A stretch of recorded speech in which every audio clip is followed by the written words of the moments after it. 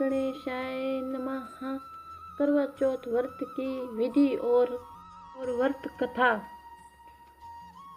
यह व्रत माघ कृष्ण पक्ष चौथ को किया जाता है। इसी दिन विद्या, बुद्धि, वार्धि, गणेश तथा चंद्रमा की पूजा करनी चाहिए। दिन भर व्रत रहने के बाद सायंकाल चंद्र दर्शन होने पर दूध का अर्घ्य देकर चंद्रमा की विधि पूर्वक पूजा की जाती है। गौरी गणेश की स्थापना करके उनका पूजन तथा वर्ष भर उन्हें घर में रखा जाता है। नैवेद्य सामग्री तिल, ईख, गंजी, भाटा,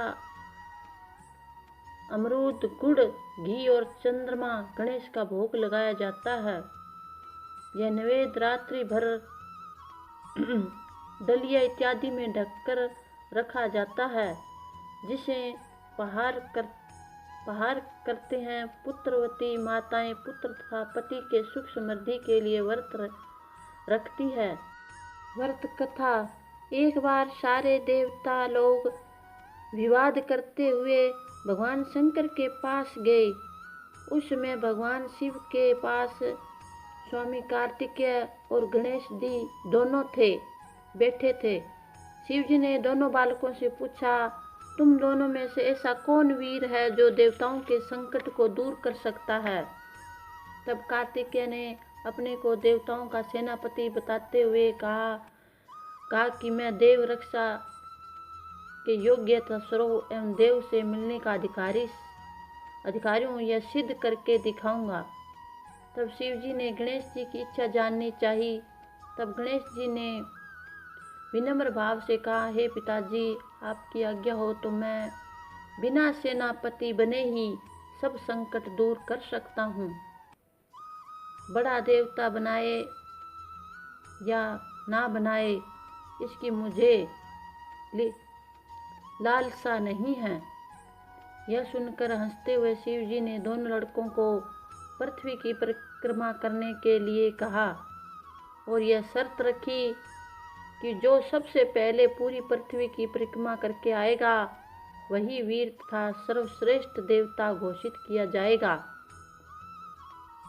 यह सुनते ही कार्तिकेय बड़े गर्व से अपने वाहन पर मोर पर चढ़कर पृथ्वी की परिक्रमा करने चल दिए। गणेश जी ने समझा चूहे के बल पर पूरी पृथ्वी का चक्कर लगाना कठिन है, इसलिए उन्होंने एक युक्ति सोची। वे 7 बार माता पिता की परिक्रमा करके बैठ गए। रास्ते में कार्तिकेय को पूरी पृथ्वी पर मंडल में उनके आगे चूहे का पद दिखाई दिया। परिक्रमा करके लौटने पर निर्णय की बारी आई। कार्तिकेय गणेश जी पर हंसने लगे और कहने लगे कि मैंने पूरी पृथ्वी की परिक्रमा कर ली और तुम यहीं पर बैठे हो। इस बात पर गणेश जी ने शिव जी से कहा कि माता पिता में ही सारे तीर्थ निहित हैं, इसलिए मैंने आपकी 7 बार परिक्रमा की। गणेश जी की इस बात को सुनकर समस्त देवता गण कार्तिकेय ने सिर झुका लिया। तब शंकर जी ने गणेश जी की अत्यधिक प्रशंसा की और उन्हें आशीर्वाद दिया, त्रिलोक में सर्वप्रथम तुम्हारी ही पूजा होगी। तब गणेश जी ने माता पिता की आज्ञा मानकर देवताओं के संकट को दूर किया। यह शुभ समाचार जानकर भगवान शंकर ने बताया कि चौथ के दिन चंद्रमा तुम्हारे मस्तक का सहरा बनकर पूरे विश्व को शीतलता प्रदान करेगा। जो स्त्री पुरुष इस तिथि पर तुम्हारा पूजन तथा चंद्र को अर्घ्य दान देगा, उसके सारे दुख दूर होंगे, ऐश्वर्य, पुत्र, सौभाग्य को प्राप्त करेगा।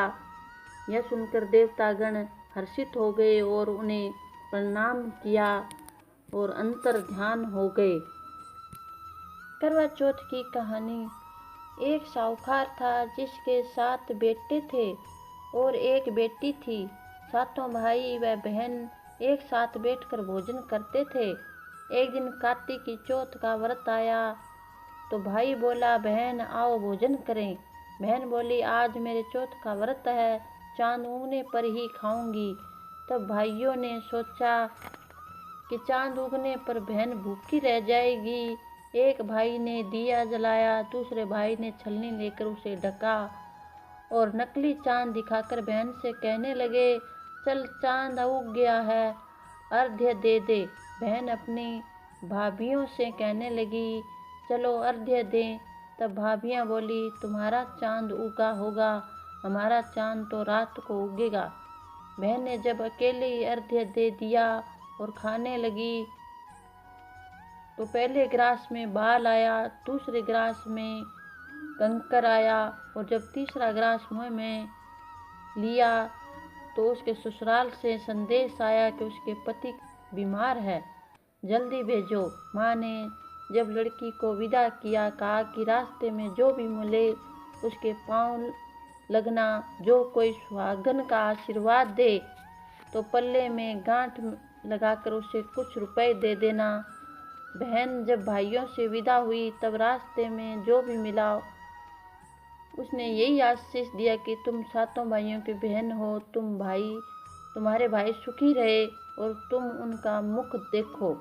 सुहाग का आशीर्वाद किसी ने भी नहीं दिया। जब वह ससुराल पहुंची तो दरवाजे पर एक छोटी सी ननंद खड़ी थी। उसके भी पाँव लगी। उसने कहा कि सुहागन रहो, सुपुत्री रहो। उसने यह सुनकर पल्ले में गांठ बांधी और ननंद को सोने का सिक्का दिया। तब वह भीतर गई और सास ने कहा कि उसका पति धरती पर पड़ा है। वह उसके पास जाकर बैठ गई और उसने कहा, मैं अपने पति की सेवा करूंगा, इसे जलाने नहीं दूंगा। उसके हट करने पर उस गांव के बाहर उसके लिए एक कुटिया बना दी गई और वह अपने पति को लेकर सेवा करने लगी। बाद में सास ने बची खुची रोटी दासी के हाथों भेज दी। इस प्रकार समय बीतने लगा। मंगसिर की चौथ आई और चौथ माता बोली, करवा ले भाइयों की प्यारी, करवा ले। जब उसने चौथ माता नहीं दिखी तो वह बोली, हे माता, आपने मुझे उजाड़ा है तो आप ही उद्धार करोगी, आप मेरा सुहाग देना पड़ेगा। तब उस चौथ माता ने बताया कि पोष की चौथ आएगी, वह मेरे से बड़ी है, उससे ही सब कहना, वही तुम्हारे सुहाग को देगी। माघ की चौथ आकर चली गई और फागुन की चौथ भी आकर चली गई। बैसाख, जेठ, आषाढ़, सावन, भादो सभी चौथ आई और यही कहकर चली गई। आगे वाली को कहना। आशोज की चौथ आई। उसने बताया कि तुम पर कार्तिक की चौथ नाराज है, उसी से तुम्हारा सुहाग लिया है, उसी ने तुम्हारा सुहाग लिया है, वही वापस कर सकती है। वही आएगी तो उसका पांव पकड़कर विनती करना। यह बात वह कहकर चली गई। जब कार्तिक की चौथ आई तो वह गुस्से में बोली, भाइयों के प्यारी, करवा ले, दिन में चांद उगाने वाली, व्रत को खंडन करने वाली, भूखी, करवा ले। यह सुनकर वह चौथ माता को देखकर उसका पांव पकड़कर गिड़गिड़ाने लगी, हे चौथ माता, मेरा सुहाग तुम्हारे हाथ में है, आप ही मुझे सुहागिन करें।